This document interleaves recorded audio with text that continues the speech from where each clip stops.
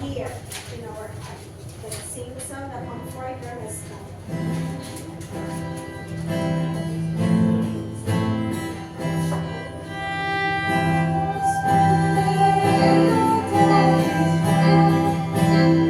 Ready? Singing. Oh, spread the tidings loud, wherever God is found, wherever you may want, and you may was about. Let every Christian tongue proclaim the joyful sound, the Comforter has come. The Comforter has come. The Comforter has come. The Holy Ghost from there, the Father's promise given. Oh, spread the tidings round, wherever God is found, the Comforter has come. The King of Kings, we breathe His wings to every captive soul, unfolded heaven's grace, and through the vacant cells, the song of triumphs rings. The Comforter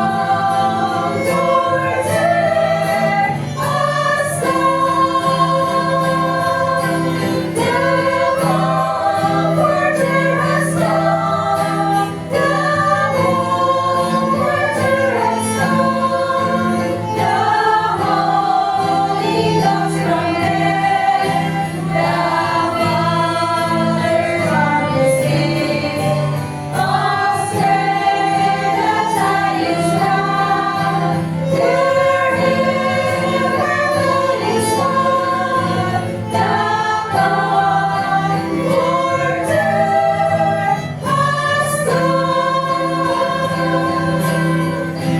Oh, boundless love divine, how shall this love proclaim to wandering hearts that stand, the matchless grace divine, that I, a child of heaven, should distinguish shine.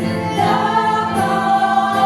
Comforter has come. The Comforter has come. The Comforter has come.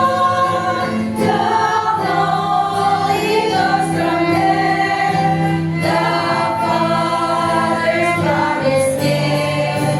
Oh, spread the tidings round, wherever God is found, the Comforter has come. Paano natin i-explain pag may nagtanong sa atin? Kasi ito, bigla akong naging interested. Kasi ang dami nangyayari na sulat sa Bible na right in front of our eyes, no? Nangyayari na. Okay?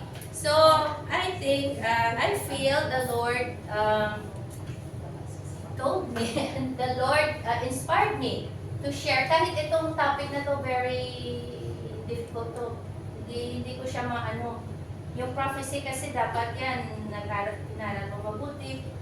So, ano na lang, how should we live? So, maybe yung iba kong mga natutunan, kasi nakikinig ako sa YouTube, especially kay Pastor Tiff, So, sana ma-share ko sa inyo para maging aware tayo at alam natin kung saan tayo ba sa timeline ng Panginoon at kung paano natin i-live ang remaining days natin while we are still here on earth bago si Lord bumalik.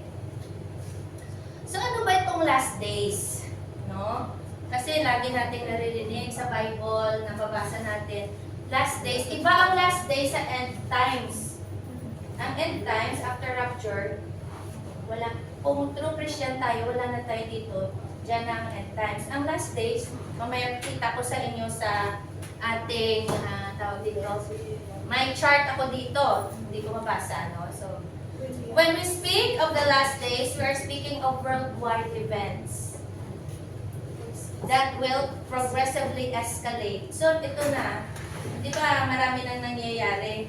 Dati medyo lang, paunti-unti, ilang years na naman, ilang decades, na may sa prophecy. Ngayon talaga, na, parang, parang last time lang yun nag-gasa. Ngayon, Iran na naman, di ba?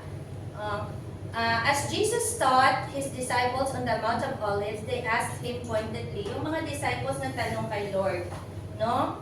What shall be the sign of your coming? Kasi lagi sinasabi ni Lord na babalik ako. I will give you a comforter, yung kanta natin, the Holy Spirit. So ano bang sign ng coming mo and the end of the world? Because they were also concerned about the last days. So dati yung mga disciples hindi natin alam, malayo pa pala sila sa last days. Pero nagtatanong na sila sa Panginoon. So what did Jesus answer? Makikita natin sa Matthew 24:4-8.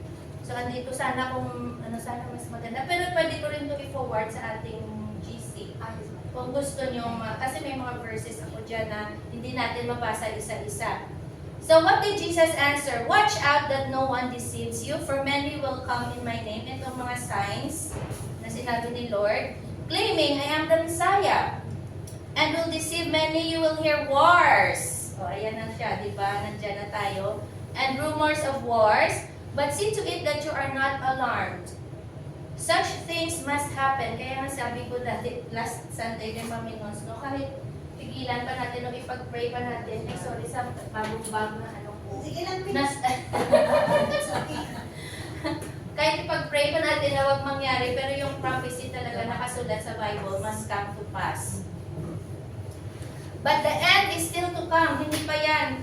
Hindi pa yan ang end times pag wala na tayo dito. Nation will rise against nation and kingdom against kingdom. There will be famines. O diba? And earthquakes. Saan ba yung last earthquake? Taiwan. At sabi daw, makukonect daw sa atin kasi nasa Pacific, ring of fire tayo, diba? Japan. Oo. Sabi ko kasi si Sai, sabi niya, kasi di ba kaharap lang ng Xiamen ng Taiwan, nag-shake din doon sa akin. Wala, baka dito rin yung Shenzhen. Basta dito sa ako, sabi niya, wala yan sa sa line, fault line. Salamat. Pero hindi natin alam, no? Kasi naka-prophesy niya sa Bible. No? Famines, earthquakes in various places, all these are beginning of birth pains. Bakit inano ni Lord na birth pains? Mami Jo, nung nagpanganak ka, ano na feel mo ba? Wala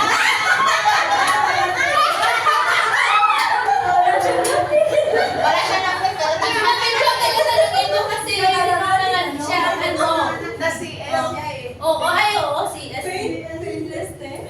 Birth pains, di ba ang birth pains, pag malapit ka ng manganak, umi-intense yung pain at saka nagiging frequent. So, di ba, pag 10 cm pa, hindi pa. Yung niya, di ba tayo? Mahaba pa ang, tawag dito, ang gap. Tapos, hindi pa siya doon masakit. Tapos, 8 cm, 6 cm, hanggang, 10 cm pala yung malaki. Opposite naman yun sa akin. 2 cm, hindi pa siya masyadong ganun ka-frequent. Pwede ka pa sa bahay. Pero pag malapit na talaga, yung pain, unbearable na talaga, gusto mo nang ilabas. At saka, yung gap niya, pakunti-kunti na lang. So, ganito rin, ang sabi ni Lord,